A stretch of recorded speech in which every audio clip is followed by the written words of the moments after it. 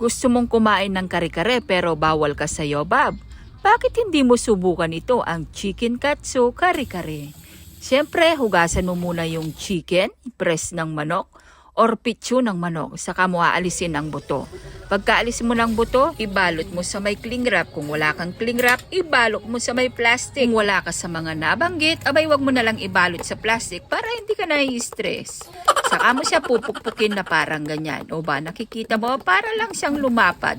At syempre, hindi peanut butter ang ating gagamitin kung hindi purong-purong mani.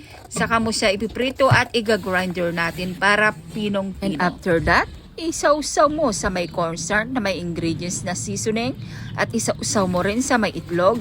Pinakahuli syempre ang breadcrumbs at ilagay sa kumukulong mantika. Kailangan mga bes ay nakaluhit ka lang dapat para hindi mabigla ang iyong chicken. Kailangan din may gulay ito. Pwedeng pechay, pwedeng botchoy, pwede kahit ano, basta nakakain, ganon. Ang dami mong churba ate bes. O, dito na tayo sa exciting part. Maglagay ka ng asweti. Hahaluin mo lang na parang ganyan para lang kumulay ba.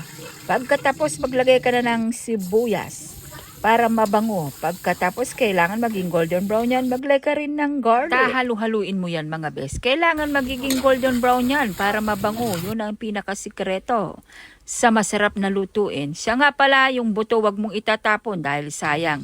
Ilagay mo dyan para dagdag din sa lasa. At eto na yung mani na ginry natin kanina. Ihalo mo na rin. Sabayin mo na rin ng mainit na tubig. Kung hindi mainit na tubig, warm water. Siya nga pala bes, ang pinakasikreto ko dito, hindi ako naglalagay ng asin kung hindi yung ating alamang, ang ating pampalasa. Add ka na rin ng konting water pag medyo malapot-lapot.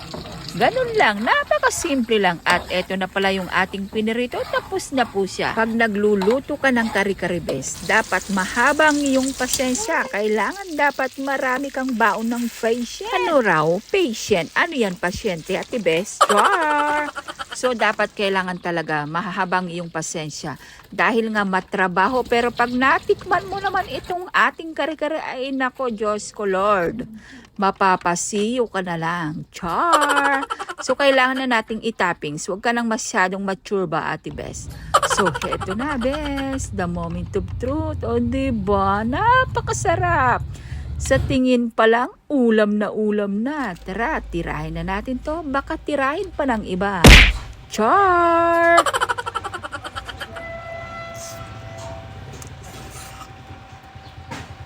So, ayun lang. Share ko lang. Ingat. God bless. Bye!